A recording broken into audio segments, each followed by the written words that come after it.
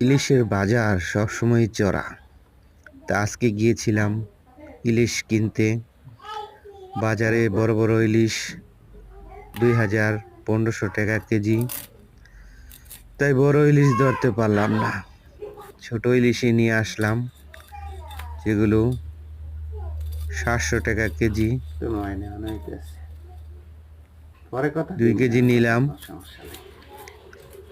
আমার কাছে ইলিশ মাছগুলো ভালোই লেগেছে, অরিজিনাল ইলিশ। এর মধ্যে আবার আরেক রকম ইলিশ আছে, সেটা হচ্ছে চন্দন ইলিশ। চন্দন ইলিশ বোঝা যায় না, আমরা বুঝতে পারি না।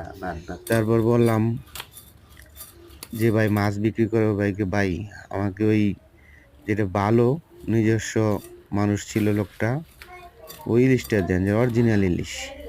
আবার চন্দন ইলিশ আমাকে দিয়েন না, কারণ চন্দন ইলিশ সেটা দেখতে ইলিশের মতো, কিন্তু খেতে কিন্তু আবার মজা না। তাই এই অরিজিনাল ইলিশ নিয়ে আসলাম। আলা কেমন জানি হয়। কোনো সমস্যা নাই। মাছ কাটা হচ্ছে, কাটার পর দেখা যাক ইউটিউবে তো যত বড় কিরকম ভিডিও ইলিশ সে দিতেন, দিল, ইউটিউবে বেশি অরিজিনাল নাকি আবার ওই চন্দন ইলিশ দিয়ে দিচ্ছে।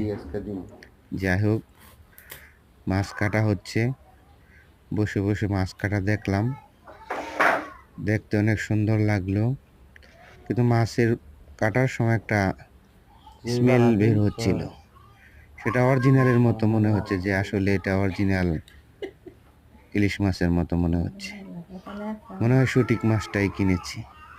দেখা যাক আসলে কি, রান্না করলে খেলে বোঝা যাবে। কি বলেন আপনারা? যারা যখন দেখলেন লাইক কমেন্ট শেয়ার করবেন।